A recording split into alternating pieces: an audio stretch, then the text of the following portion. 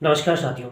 आज हम बात करने वाले हैं, कोर्ट ने भरण पोषण का आदेश दिया है यानी मेंटेनेंस के ऑर्डर किए हैं किसी वुमन के लिए, किसी महिला के संबंध में कि हाँ, आपको कोर्ट मेंटेनेंस ग्रांट करता है जो आपके पति से दिलवाना है, आपके पिता से दिलवाना है। तो फिर ऐसी दशा में, या फिर हो सकता है कि किसी बुजुर्ग व्यक्ति को मेंटेनेंस के लिए कोर्ट ने ऑर्डर किया है कि बुजुर्ग व्यक्ति हैं उसको मेंटेनेंस दिया जाए।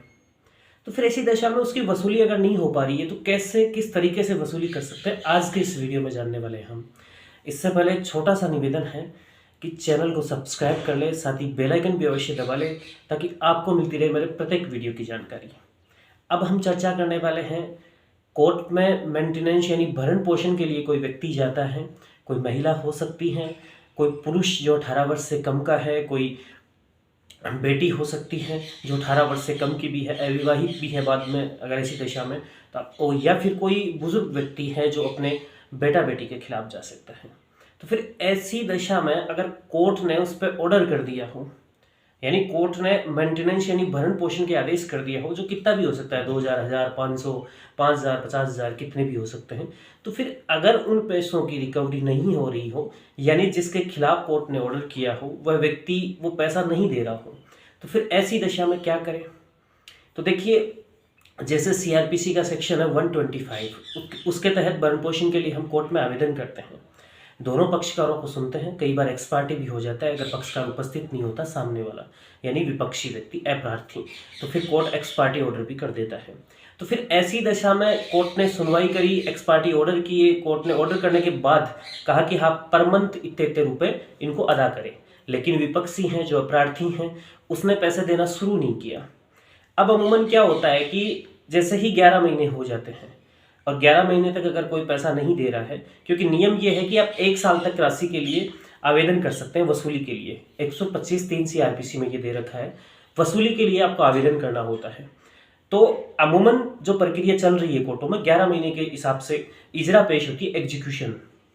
और एग्जीक्यूशन पेश होते ही या तो कोर्ट जो वकील होते हैं उनके जो विरुद्ध है, जो विपक्षी है यानी अपराधी हैं, उनके वकील होते हैं, उनको नोटेट करवा देते हैं। अगर वो उपस्थित है तो उनको नोटेट करवाया, कहा कि भरण पोषण दो इसमें। उपस्थित नहीं है तो वारंट इशू कर देते हैं, फिर पुलिस पकड़ के लेकर आती है। अगर वो पैसा नहीं देते, वारंट इशू होने पे क्या होता है, या तो पुलिस को पैसा दे दे, अगर पैसा नहीं दिया तो फिर पुलिस उनको अरेस्ट करके ले आती है कोर्ट के समक्ष। अब कोर्ट के समक्ष भी वही कहानी है, या तो आप पैसा दे दें जो भरण पोषण के जितने ऑर्डर हुए हैं, अगर नहीं दे पा रहे हैं तो आप जेल में चले जाएं, और जेल में जाने के बाद भी कोई उस पैसे से मुक्ति मिल जाए ऐसा कोई नियम नहीं है। आप वसूली के लिए, आप कुर्की के लिए जा सकते हैं, अगर कोई प्रॉपर्टी है तो उसको कुर्क किया जा सकता है, उससे पैसे दिलवाए जा सकते हैं।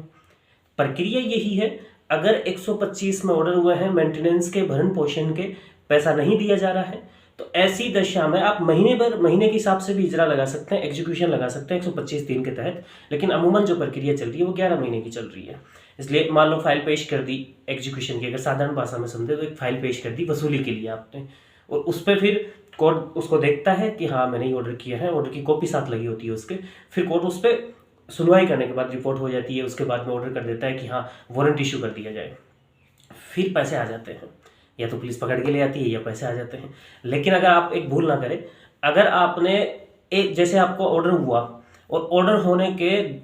12 महीने बाद आप आवेदन करते तो केवल 12 महीने के लिए ही कर पाएंगे,